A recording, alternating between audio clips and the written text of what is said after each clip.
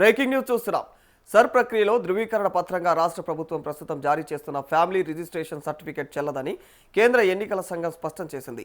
ఈ certificate ration కార్డుకు సమానమైనటువంటి డాక్యుమెంట్ మాత్రమేనని వెల్లడించింది. సుప్రీంకోర్టు ఆమోదించినటువంటి 12 ధృవపత్రాల్లో రేషన్ కార్డు లేదన్నందున మరి దానిని ఆధారంగా అయితే వచ్చినటువంటి ఈ యొక్క ఫ్యామిలీ రిజిస్ట్రేషన్ సర్టిఫికేట్ను పరిగణలోకి తీసుకోలేమని అయితే వెల్లడించింది.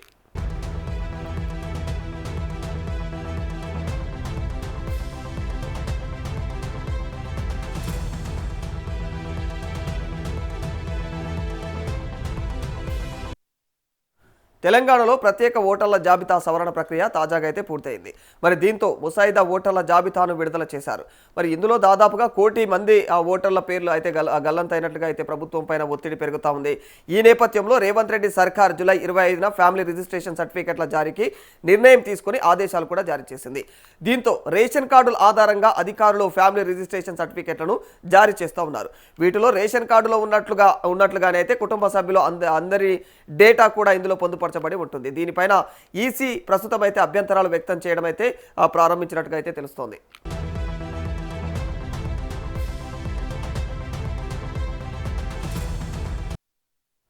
ఉమ్మడి రాష్ట్రంలో ఇచ్చిన ఉత్తర్వుల ఆధారంగా జారీ చేసిన సర్టిఫికెట్ మాత్రం సరుకు ధృవీకరణ పత్రంగా సమర్పించవచ్చునని చెప్పేసి స్పష్టం ఇచ్చింది. సర్ నేపథ్యంలో రాష్ట్ర ప్రభుత్వం జారీ చేస్తున్న ఎఫ్ఐఆర్ పైన స్పష్టత ఇవ్వాలని కూడా రాష్ట్ర ముఖ్య ఎన్నికల అధికారి కార్యాలయం ఇటీవలైతే కేంద్ర ఎన్నికల సంఘానికి లేఖ రాసింది. ఈ పత్రం మంజూరు పైన న్యాయస్థానంలోనూ పిటిషన్ దాఖలైంది. రాజకీయంగా దీనిపైన పెద్ద ఎత్తున చర్చ జరుగుతోంది. ఈ నేపథ్యంలో కేంద్ర ఎన్నికల సంఘం స్పష్టతనిచ్చింది.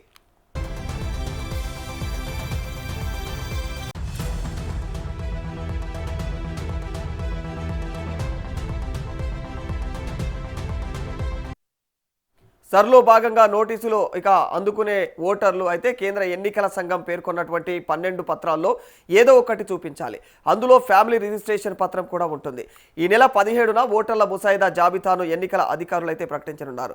మరి ఎన్నికల అధికారులకు సమయం ఉన్నటువంటి ఓటర్లకు కూడా సర్ 2002తో అయితే మ్యాపింగ్ చేయమని అయితే ఓటర్లకు నోటీసులు వచ్చేటువంటి అవకాశాలు అయితే ఉన్నాయి.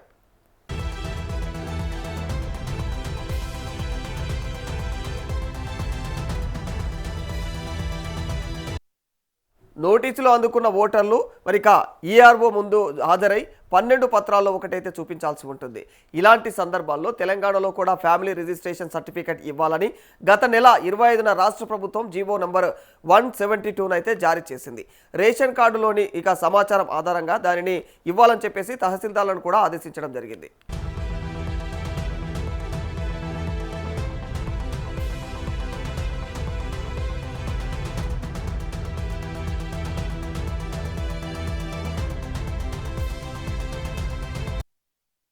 ఉమ్మడి ఆంధ్రప్రదేశ్లో 2013 జూలై 25న ఇచ్చినటువంటి మెమో ఆధారంగా జారీ చేసినటువంటి ఫ్యామిలీ రిజిస్ట్రేషన్ సర్టిఫికేట్ను మాత్రం పరిగణలోకి తీసుకుంటామని కేంద్ర ఎన్నికల సంఘం అయితే స్పష్టం చేసింది. క్షేత్రస్థాయిలో విచారణ జరిపి సంబంధిత ధృవపత్రాలు ఏవైతే ఉన్నాయో ఆ పత్రాల పరిశీలన తర్వాతే ఎఫ్ఆర్సీని అందించాల్సి ఉంటుందని కూడా స్పష్టం చేసింది.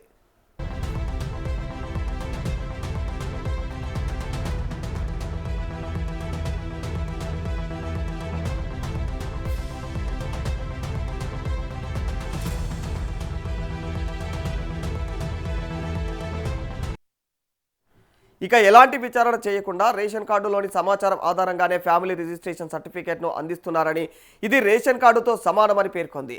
అయితే గత నెల 25కు ముందు పాత విధానంలో మంజూరు చేసినటువంటి ఫ్యామిలీ రిజిస్ట్రేషన్ పత్రాలను పరిగణలోకి తీసుకుంటామని కూడా స్పష్టం చేసింది.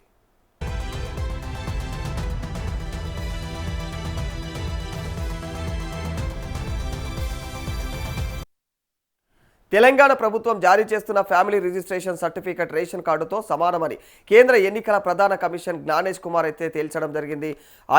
అయినా కూడా రాష్ట్ర ప్రభుత్వం అయితే వెనక్కి తగ్గకపోవడంతో ఈ వ్యవహారం కాస్త హైకోర్టు వరకు చేరింది.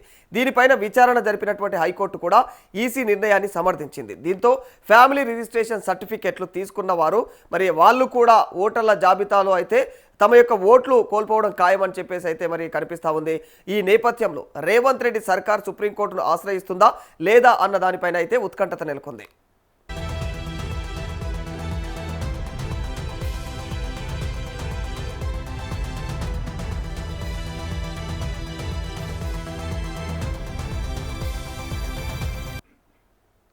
రైట్, మరి ఇదే అంశానికి సంబంధించి మరింత సమాచారం మా ప్రతినిధి ప్రభాకర్ అందజేస్తారు.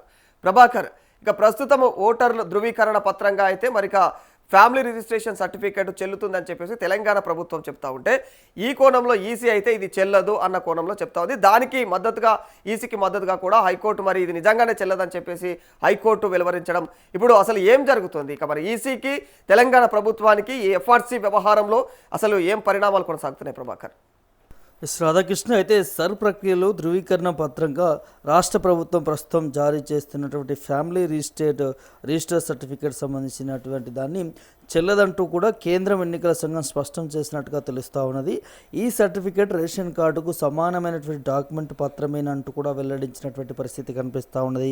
సుప్రీంకోర్టు ఆమోదించినటువంటి 12 ధృవపత్రాల్లో కూడా రేషన్ కార్డు లేనందున మరి దాని ఆధారంగా ఇచ్చే ఫ్యామిలీ రిజిస్టర్ సర్టిఫికేట్ను పరిగణలోకి తీసుకోలేమంటూ కూడా వివరించినట్టుగా తెలుస్తూ ఉంది రాధాకృష్ణ.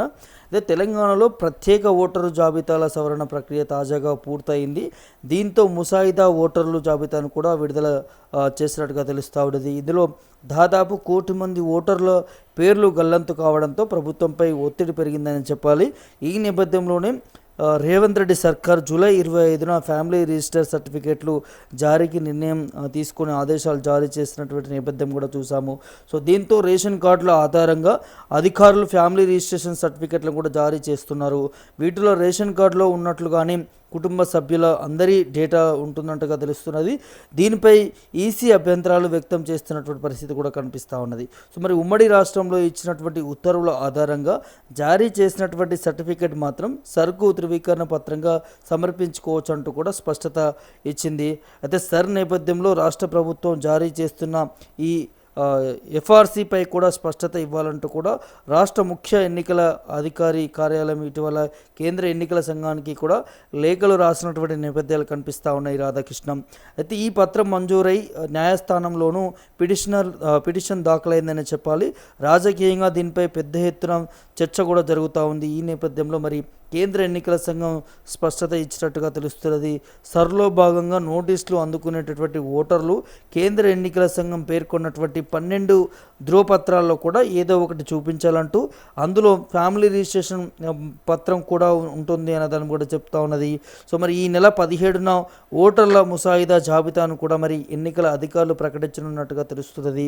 ఎన్నికల అధికారులకు మరి సంశయం ఉన్నటువంటి ఓటర్లకు సంబంధించి, అభ్యంతరాలు ఉన్నటువంటి ఓటర్లకు సంబంధించి కూడా సర్ 2002తో మ్యాపింగ్ చేయాలనే దాని మీద కూడా ఓటర్లకి నోటీసులు వచ్చేటటువంటి అవకాశాలు కూడా ఉన్నట్టుగా తెలుస్తూ ఉన్నది రాధాకృష్ణ.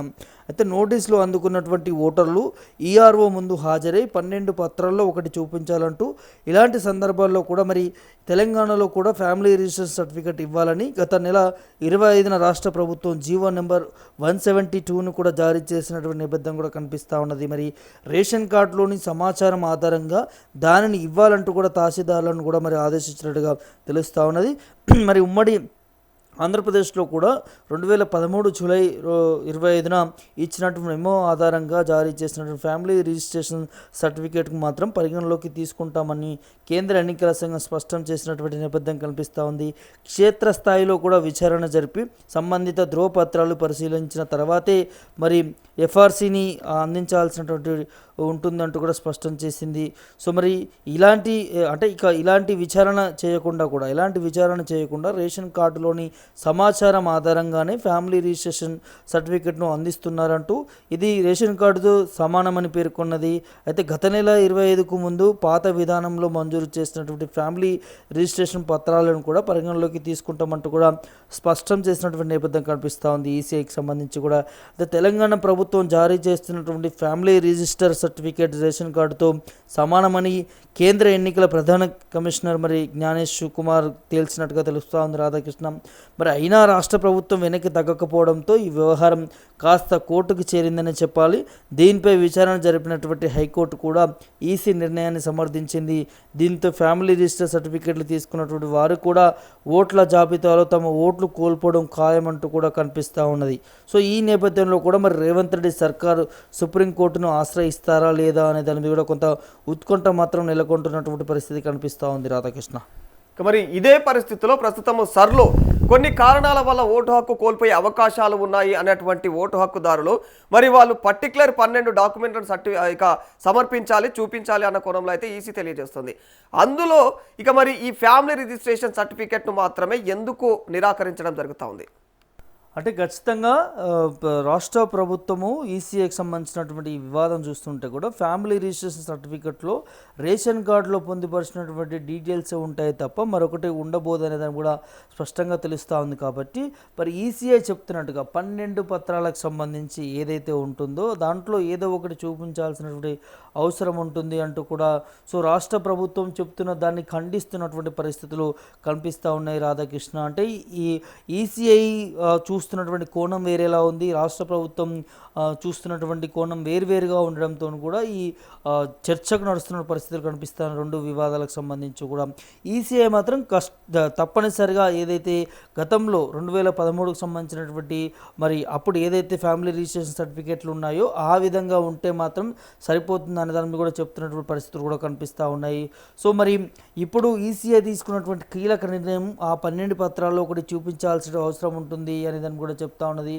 మరి ఈ రేషన్ కార్డు లేని వారు ఈ ఫ్యామిలీ రిజిస్ట్రేషన్ సర్టిఫికేటు చూపించినా కూడా ఈ ఓట్లు తొలగించేటటువంటి పరిస్థితులు కూడా కనిపిస్తూ ఉన్నాయి. కాబట్టి ఖచ్చితంగా అంటే ఈ 12 ఏవైతే ఈసీఐ చెప్తుందో వాళ్ళు ఏదో ఒకటి చూపించి వారి ఓటుని కాపాడుకోవాల్సినటువంటి అవసరం ఉంటుంది. 2002 జాబితా ఓటుకు సంబంధించి కూడా చాలా స్పష్టంగా ఈసీఐ చెప్తున్నటువంటి పరిస్థితులు కనిపిస్తూ ఉంది. మరి ఇక్కడ రాష్ట్ర ప్రభుత్వం ఏ విధంగా నిర్ణయం తీసుకుంటుంది, ఇది హైకోర్టు పరిధికి కూడా వెళ్ళినటువంటి పరిస్థితి కనిపిస్తూ ఉంది. హైకోర్టు కూడా ఈ ఎన్నికల సంఘం సూచించినట్టుగానే చెప్తున్నటువంటి పరిస్థితులు కనిపిస్తూ ఉన్నాయి. కాబట్టి మరి ఇక్కడ ఈసీ చెప్తున్న దాని మీదే ప్రభుత్వం భావించి వెళ్తుందా, లేకపోతే మరి సుప్రీంకోర్టు వరకు కూడా వెళ్ళేటటువంటి పరిస్థితులు కనపడతాయి అనే దాని మీద కూడా ఒక చర్చ మాత్రం వినిపిస్తూ ఉంది Radhakrishna. Right, thank you Prabhakar.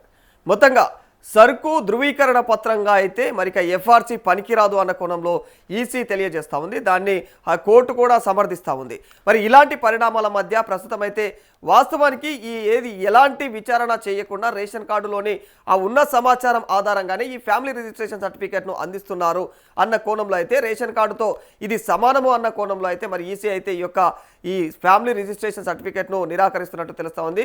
మరి ఈ కోణంలో ప్రస్తుతం అయితే మరి రాష్ట్ర ప్రభుత్వం ఎలాంటి నిర్ణయం తీసుకునే అవకాశం ఉంటుంది, దీనిపైన మరి సుప్రీంకోర్టు వరకు వెళ్ళే ఆస్కారం ఉంటుందా అన్న కోణంలో కూడా ప్రస్తుతం అయితే ఆసక్తి నెలకొంది.